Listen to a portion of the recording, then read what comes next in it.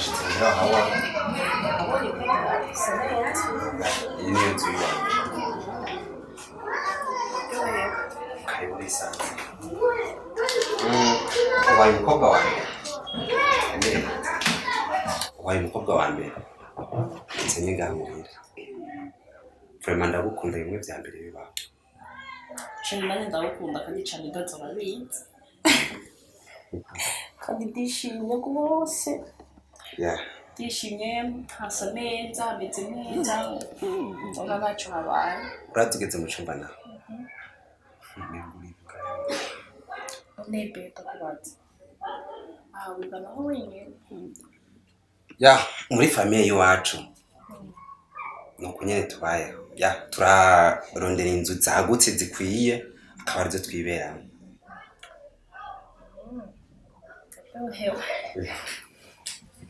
yashe ndagukunda cyane ukunda rwose sinzi ibyo mu bivuga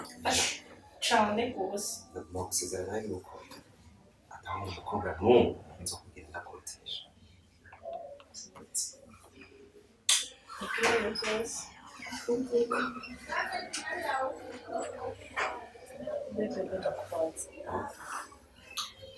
rero ushyire mu ngiro tubane nizere yuko umwanya wose mba ndawukeneye kora ugira iki mbangukira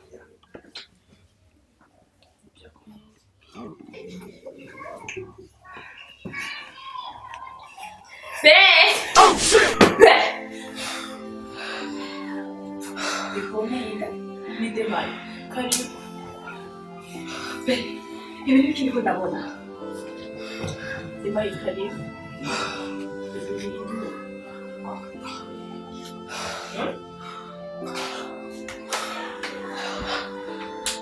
Jesse uratambuka byari byo bintu kuri wewe ibyo ndabona ni ndoto n'ibindi ko ndabona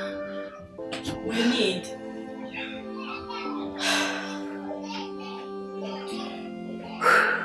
inde igasi nikunda bitahura neza ni ndoto umugore wanje ariko ntubyumva ushaka mvuge mu cyongereza cyo mu kirundi ni umugore wanje igihe turigaho wabwiye gute wambwiye ko wibona wenyine siko wabwiye wigeze umbwira ko ufise umugore wigeze umbwira ngaho yuko hari umuntu muba mubana nta kintu na kimwe jewe nzi kubera ikumeze uko nta n'isomo ufise yo kumbwira ayo majambo ndakoze ikibazo ndagenda kwiruka mu nzira yiruka nkaduga intara nkagirana amezi 3 amezi 4 ariko bihaka kobe nawe urazi ko ufise umugore ntubizi ndakoze ikibazo kusanzwe uzi ko ntigenza kuri kubera ushobora kumara kusanzwe uzi ko kwino si atawutivu udashobora kubaho ntabwo nakimwe ndakora ku bwawe ariko kacinga ahunze igisoni ese ababanyi babibona gute ndagenda ukinjiza ugasohoka bebe nkeneye kumenya ikintu kimwe cyonyine ukuri k'iwawe uyu ninde kuri n'ubyo nakubwiye n'umugore wanjye n'ibiki ahubwo sohoka sister ndagusabye imbabarire ndakwinginze umbabarire nabyo narinzi sorry from hama nawe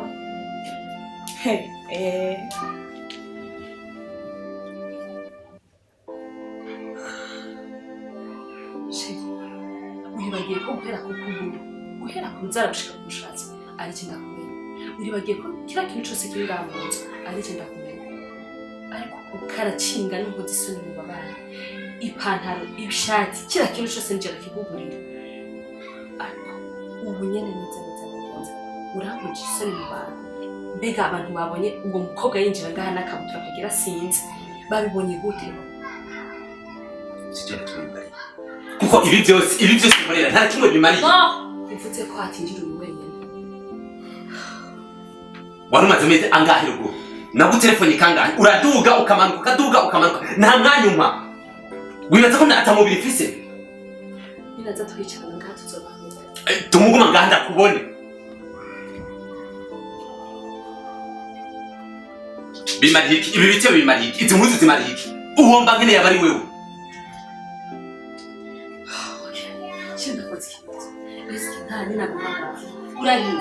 urasura umuntu ushobora kumenya cyangwa wiyambike wowe ubwawe wibagiwe ubuzima twaciye wibagiwe ko byakunaniye gukora aka kanya urandukiye unyeretse uburyarya mu maso yanjye aka kanya urasuzugura imbere y'umuntu nk'uyu urasuzugura imbere y'ababanyi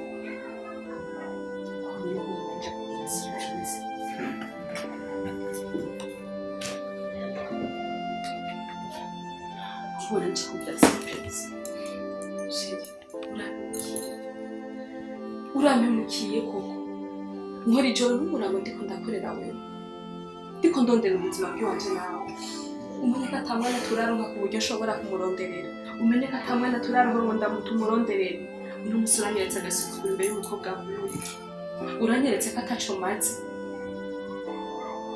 Naniye kwihangana baca umugani mu kirundi wigize igitebo bamuyoza umwavu ndagusabye usohokere mu nzu sohokera mu nzu sindagushaka sindagukeneye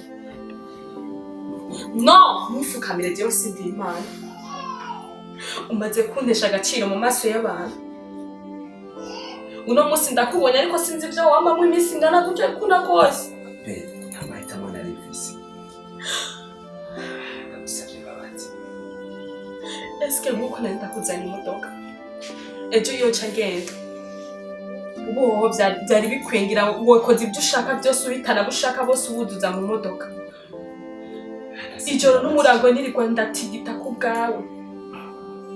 ako umunsi uransuzugura sohokera mu nzu sinkigushaka sindagukeneye nzokuganira ibyo mu kazi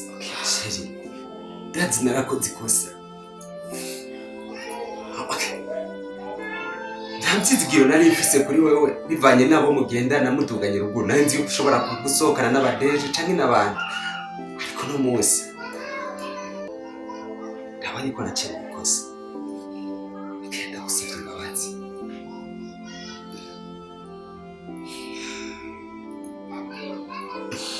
urasohoka ngaha nje sifise iyo noja okay nimba wemeye kumpeba sawa reka nje kwiyahura mfe mveho ushaka gusohokera mu nzu ariko be nsohoke nje ndabiwe no guhereza umutima utabukeneye okay nta kintu na kimwe nakora kugira ngo uza guturira uko baba bameze kubera ko ntabaho umwanya kubera ko nemeye gukunda wewe kubera ko nakwiguze buri kintu canje cose ndakigura ndagusigira inzu yose ntaze agaciro ibintu bimwe n'ino nzu bigufise kubera ko umuntu ashobora kubaha agaciro ntimubone ko bikwiye ko mugafata neza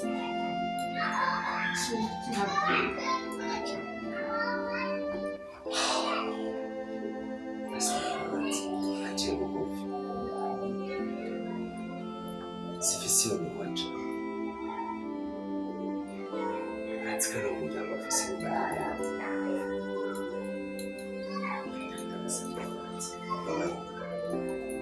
ndetse naciye mu minsi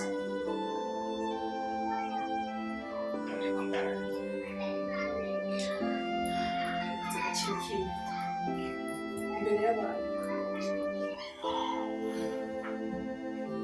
urazi kwemanga ko mfise umugabo kandi ntabuze abashobora kuntondera si ukubera ndagukunda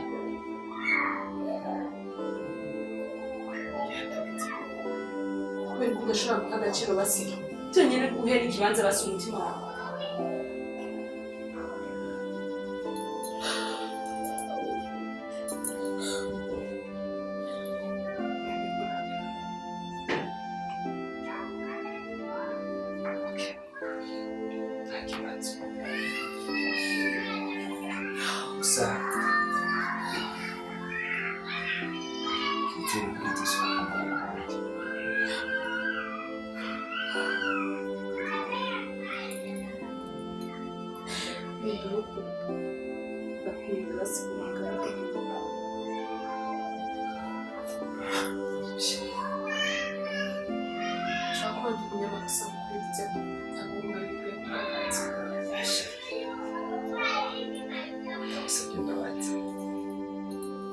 sinakoze ikosa rinini kandi byakugora ko ntaho yaba ntari ndagukunda uno mukobwa sinari kumusohora sheri ndagusabye imbabazi ndazi naciye mu makosa bino bibaye binyigishije ikintu kinini cyane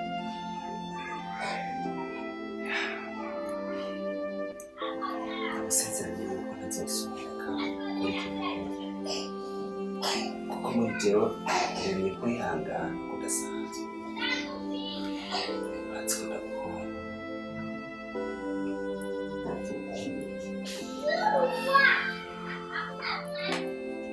cyagiye kininiya cyane ndagusaba umwanya wonyine sheri ndazi nakoze ikosa ugenda kubwira mu mutima si mu buzima gusa ahubwo kanakubwire muri ino si ntazosubira kubona urukundo